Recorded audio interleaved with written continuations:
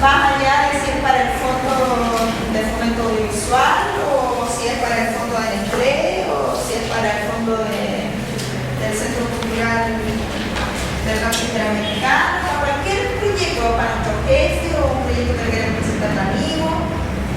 Siempre es importante que, más allá de que les entreguen una estructura o no les entreguen una estructura de formulación, formulario de diseño de proyecto, ustedes tengan en su cabeza estas tres grandes estructuras dentro del diseño del proyecto.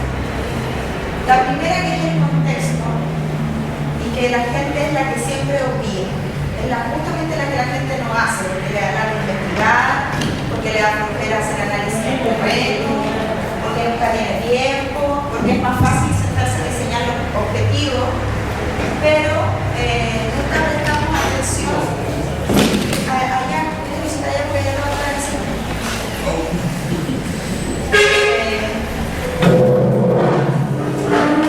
Entonces es importante que sepan que el contexto es algo fundamental, porque es lo que nos va a ayudar a dar el marco teórico referencial a todo lo que sigamos desarrollando más adelante. Ahí, como dice esta síntesis que ya hice, es donde vamos a conocer o en donde analizamos todos aquellos antecedentes que nos van a permitir desarrollar la mejor iniciativa o dar la mejor respuesta al problema. Y siempre, después que hacemos toda esa recopilación de antecedentes generales, que es muy similar a la estructura del plan de gestión, siempre termina con un diagnóstico. En el fondo es igual que el doctor. Uno va al doctor, el doctor primero le pone la guatita, dobla la rodilla, a ver, respira, tose, mira para un lado, mira para el otro, saca la lengua. Acá es exactamente lo mismo, nosotros hacemos el mismo trabajo en terreno. Primero nos sentamos frente a la comuna, frente al centro cultural, frente a lo que sea que estemos dirigiendo, y empezamos a hacer lo mismo. A ver, ¿cómo están funcionando acá las redes? ¿Cómo funcionan acá la infraestructura? ¿Cómo está funcionando el equipamiento? ¿Cómo están los niveles de educación? ¿Cómo está el acceso a la información? Después que nos preguntamos todo eso y leemos y recopilamos esa información, entonces recién podemos diagnosticar. Ya con un diagnóstico, ya por lo menos tenemos claro en qué situación estamos parados frente a qué nos estamos enfrentando. Después de todo eso, viene la definición. Y la definición del proyecto es el momento en que, en base al diagnóstico, nosotros definimos cuál es el problema que queremos resolver. ¿Qué es lo que está pasando que a nosotros nos motiva a querer hacer un proyecto? Porque no es al revés, como les dije al principio, acá el centro del rectángulo no somos nosotros. No es que yo desperté un día y se me ocurrió una idea maravillosa y la quiero hacer. Es al revés. Yo diagnostiqué, conocí una realidad y esa realidad generó en mí una iniciativa que es en respuesta a esa realidad. Porque si no, mejor lo autofinanciamos nosotros el proyecto y no le pedimos plata a nadie y hacemos lo que se nos plazca. Y esa es otra vía. Pero como estamos hablando de financiamiento de proyectos, como estamos hablando de iniciativas que tengan algún impacto ciudadano, es muy importante que en base a ese diagnóstico que hayamos hecho, propongamos varias alternativas. En esta parte no necesariamente proponemos una, podemos proponer varias alternativas. Algunas vinculadas al mundo de las artes escénicas, podemos pensar también que sería alguna tarea vinculada al patrimonio, tal vez a otros se le ocurra que puede ser algo que esté vinculado al fomento de la lectura. Depende, van a ir apareciendo distintas vías alternativas para la solución de ese problema. Y ahí entonces se plantean, como dice acá, las grandes decisiones del proyecto. Es el núcleo duro, es donde nosotros nos formulamos los objetivos, es donde nosotros formulamos la fundamentación, es donde nosotros hablamos del desarrollo del proyecto. Es la parte más importante y no se puede delegar su responsabilidad en nadie. ¿Me van siguiendo? Este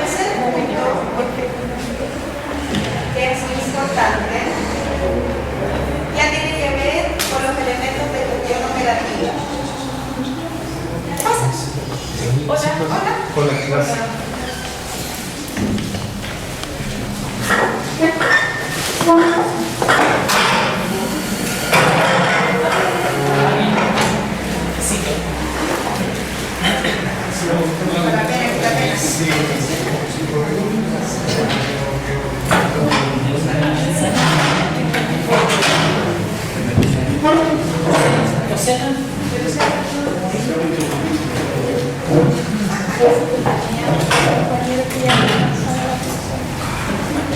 Es que el grupo más aplicaba la asistencia que tenía en mi vida. Nunca falta nadie. Falte. Y el que no viene justifica por todos los clientes. Pasaron. Ya. Sí. Entonces, para los que llegaron al momento de diseñar un proyecto, es importante que tengan en consideración el contexto, es decir, como los doctores, analizar bien la ciudad, la comuna, el barrio, la casa, el centro cultural, lo que sea. Luego, diagnosticar qué es lo que vimos en base a toda esa información. En segundo término, ya empezamos a definir. Esa definición es fundamental porque ahí nosotros vamos a, en base al diagnóstico, proponer acciones concretas que luego se van a traducir en proyectos, por supuesto. Y esa parte es muy importante que nosotros no la deleguemos porque somos nosotros los que hicimos el diagnóstico, por tanto nosotros analizamos, por tanto nosotros somos los que tenemos la mejor capacidad de entregar las alternativas viables para la solución de ese problema. Y el tercer aspecto importante es el de los elementos de gestión. Los elementos de gestión quiere decir que es la parte más operativa del proyecto. Es decir, ya diseñamos los objetivos, ya nos instalamos una visión de la misión, ya desarrollamos cuál era nuestra fundamentación, ya dijimos cuál era el desarrollo del proyecto, lo describimos, cómo es que pensábamos hacerlo.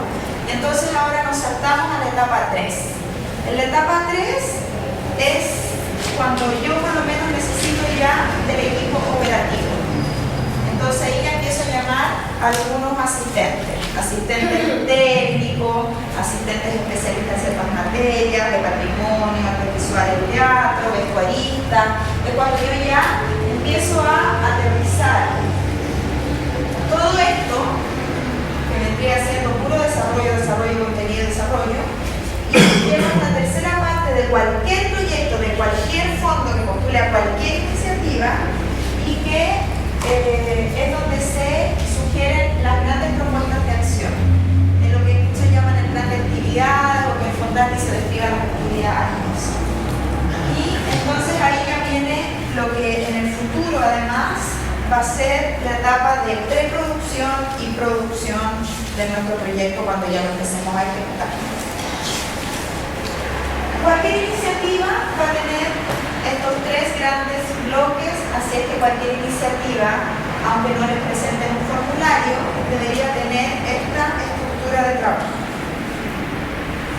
Consideraciones a esta estructura de trabajo que yo les acabo de proponer.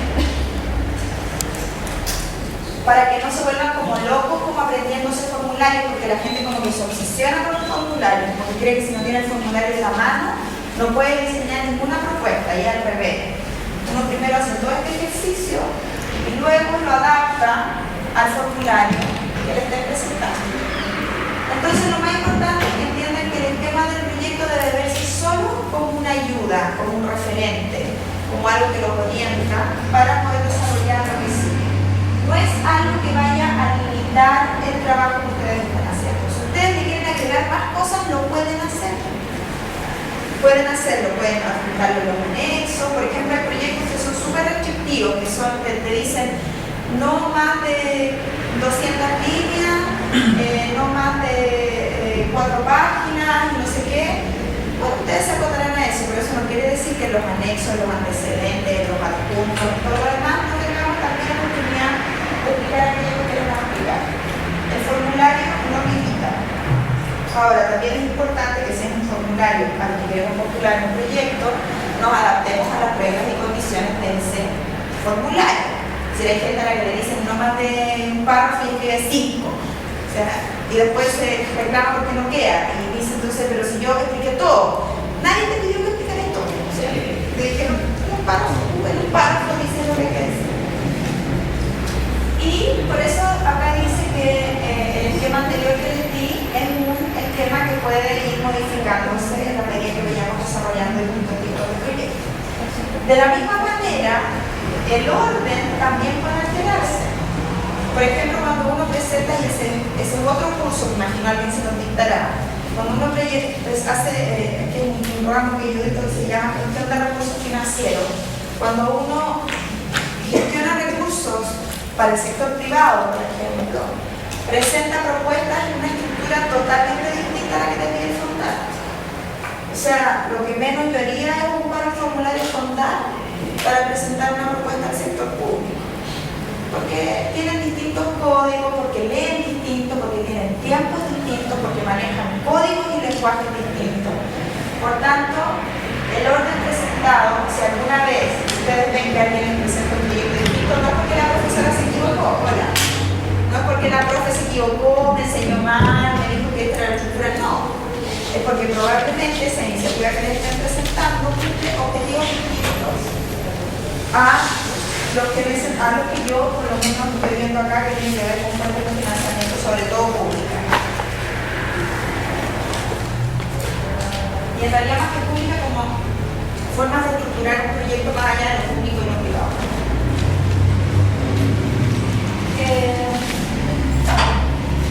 Como dice acá, habla a veces de que va a ser súper importante como para los proyectos FOSI o ORFO, no sé, donde el análisis es súper fundamental, donde un buen diagnóstico determina que un evaluador siga leyendo o no siga leyendo, por ejemplo, a ese nivel. Es decir, hay evaluadores que si el postulante diagnosticó mal, no pierde el tiempo. O sea, no tiene mucho sentido seguir evaluando para abajo si la primera fase no la hizo bien. Pero hay otros proyectos en donde el análisis, el diagnóstico y todo lo demás parece que es súper irrelevante porque lo que les interesa es el resultado, por ejemplo. Les interesa saber de inmediato el perfil de los beneficiarios, quiénes son los beneficiarios y cuánta rentabilidad van a obtener por la iniciativa que van a financiar. Entonces depende del tipo de persona que esté al otro lado evaluando cuál va a ser en definitiva la estructura que presentemos el proyecto. Y otra cosa importante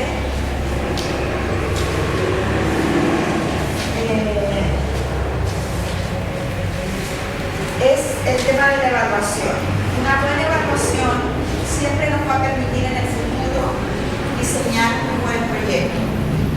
Los peores gestores son aquellos que pasan por la preproducción a medio apurados, porque en realidad siempre como que no tienen tiempo, como que están casi a punto, andan resolviendo los talleristas un día antes, andan viendo como a última hora dónde van a quedarse a dormir los invitados.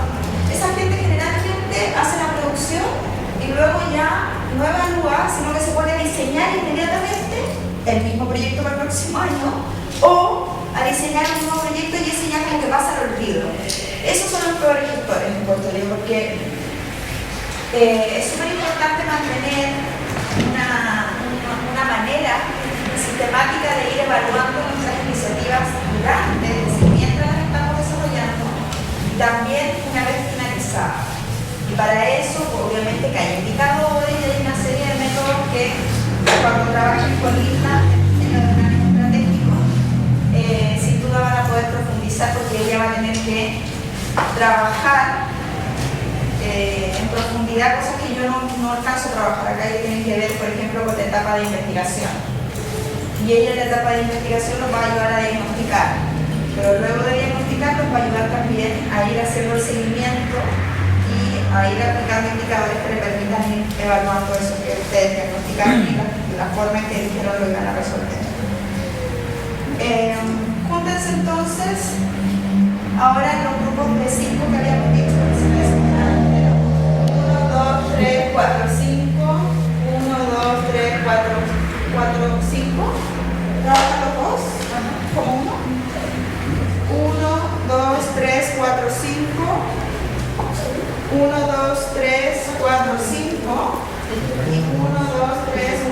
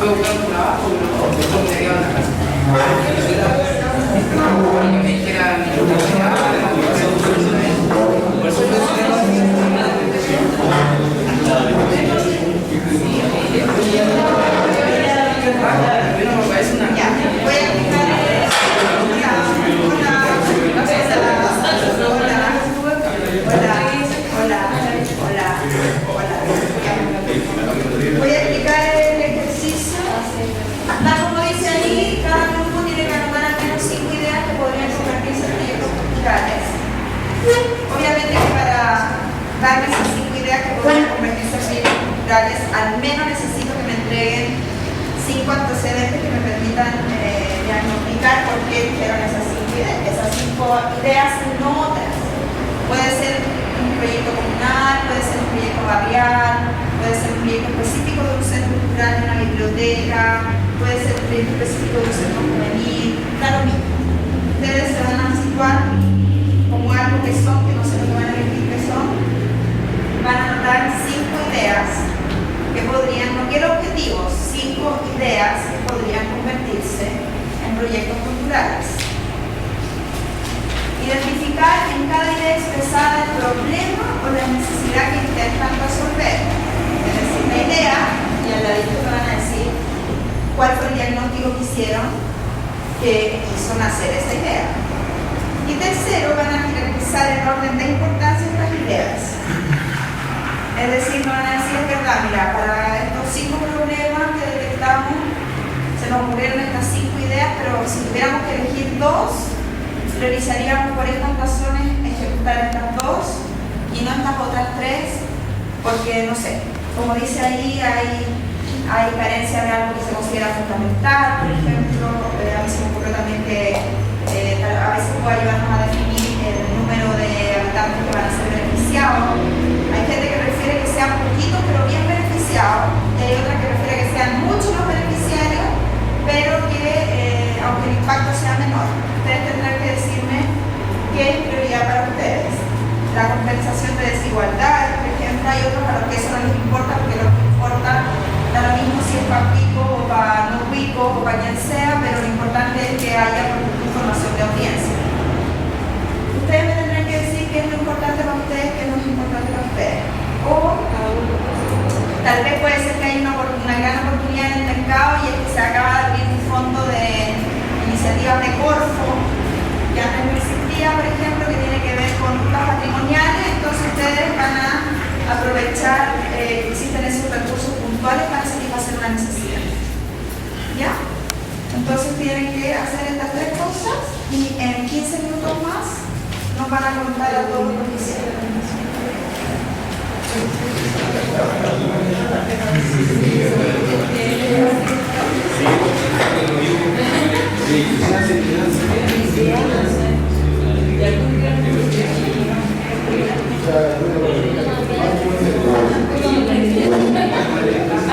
Primero detecten los problemas.